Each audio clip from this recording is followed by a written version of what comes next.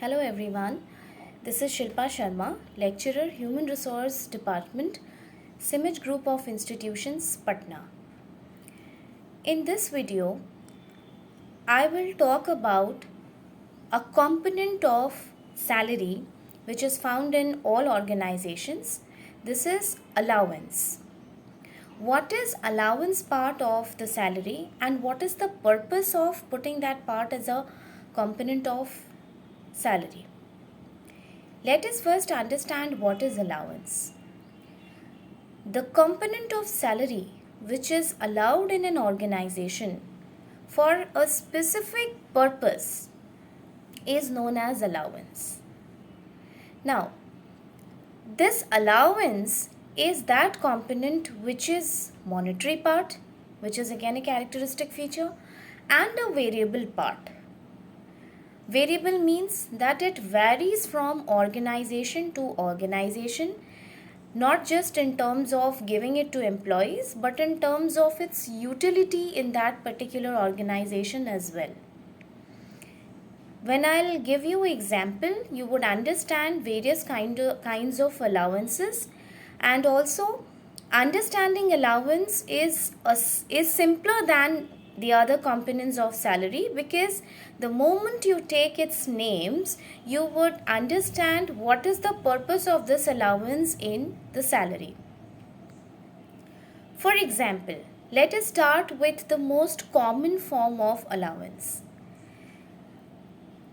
dearness allowance, that is commonly known as DA. In Hindi, we call it Mehengai Bhatta. What is dearness allowance? See, the concept of dearness allowance dates back to the era of World War II, when it was commonly known as dear food allowance.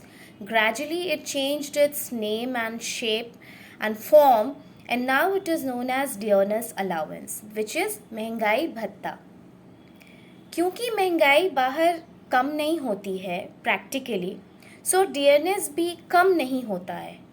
Although the characteristic of DA is that it could be either increased or decreased depending upon the inflation outside in the market. But since महंगाई कभी कम नहीं होती है practically, so DA भी practically कभी कम नहीं होता है. DA is a component of salary, an allowance it is reflected in the salary of government employees and the pensioners, the government pensioners, to compensate for the change in rising prices or inflation outside in the economy market. Let's talk about the other kind of allowance, which is house rent allowance. As the name suggests, you can find out that house rent allowance means the allowance which is given to you to rent a house when you are working in the organization. The organization completely understands the fact that if you are working in the organization, you would probably need a house to rent.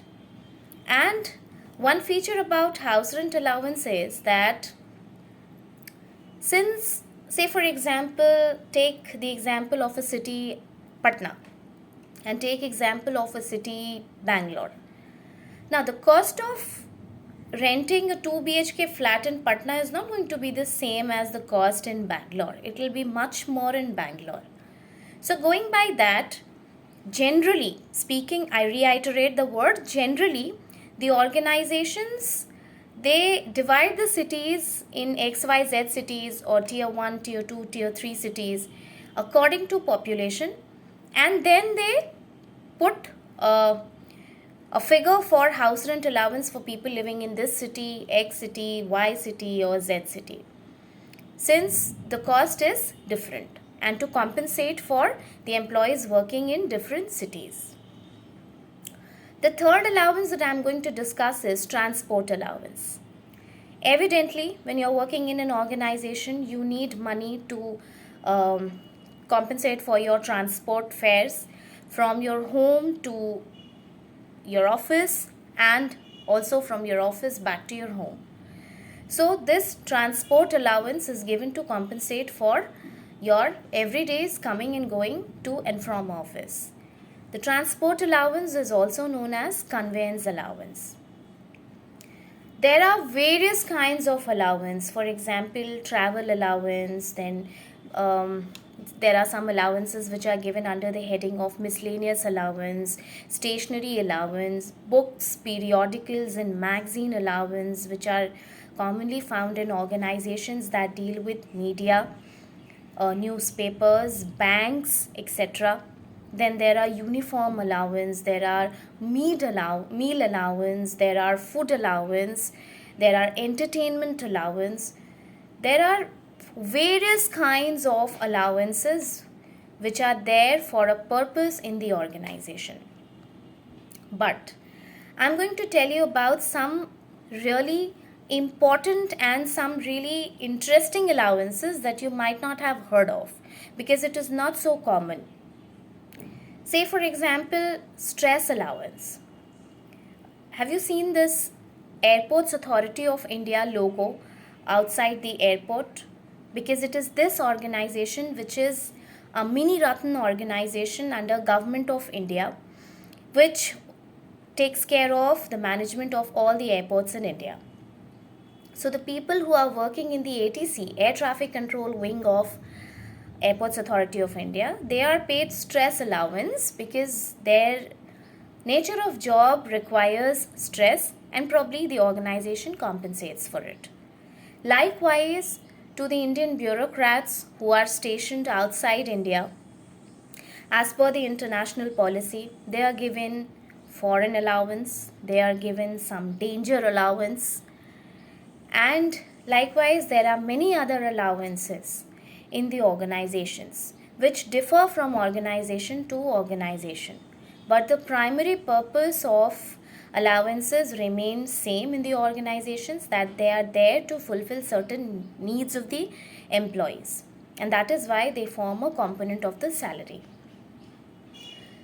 The common thing about allowance is that they are all calculated on the basic salary of an employee. So this is a common feature for the allowances. I hope the concept of allowance is clear to the students. In my next video, I'll come up with probably another component of salary. Thank you so much.